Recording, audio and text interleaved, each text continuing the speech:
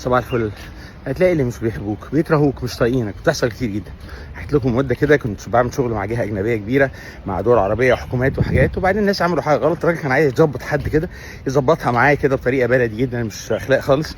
وانا قلت يعني هخاف على الفلوس ولا خاف على سمعتي ولا اعمل الصح؟ عملت الصح وبلغت وكل حاجه، والراجل من ساعتها مش طايقني. هو مسؤول كبير قوي في المكان. قلت مش هيجيبوني تاني. وفعلا ايامها كان في شغل تقيل كده مع جهات برضه تقيله جدا، فبداوا يفكروا كده ايه، الراجل بيضغط من ناحيته يعني ما يجيبونيش. المهم ربنا كريم، الحمد لله جابوني مره والثانيه والثالثه، والحمد لله ربنا بيكرمني. الاسبوع اللي فات قابلته، لقيته في وشي كده. الراجل الاول لما شافني كانت مفاجاه، مش طايق. قال لي بالانجليزي يعني انت لسه بتشتغل معانا؟ افتكرت انت بطلت. قلت له انا كمان افتكرت ان انا بطلت. انت كويس؟ شكلك كده خاسس قوي، انت عيان ولا في حاجه؟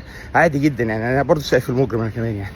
فطبعا سكت، قال لي لا لا انا بس عشان مش عارف ايه كنت بعمل ايه. قلت له ربنا يوفقك ان شاء الله. وبعدين قال لي من تحت الضرس كده ايه، سمعت ان هو بيقول عملت شغل جامد قوي قوي مع الجهه السياديه دي بتاعت كذا كذا. قلت له ده العادي بتاعنا، انا بتكلم بقلب ومش خايف خالص.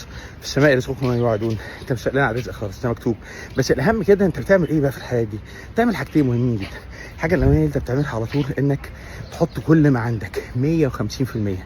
امشي قادر يحتار عدوك فيك. لو عملت كل ما عندك محدش يقدر يلمسك طرف، ومحتاجينك عشان انت لعيب كبير، عشان بتعمل حاجات قويه ومهمه وليه قيمه اكتر من اي حد. فبتذاكر وتستعد. الجهه دي بتشتغل في حاجات عمري ما اشتغلت فيها والله العظيم، قعدت بالساعات رغم ان انا راجل كبير وعندي ناس بتساعدني وغيره. لا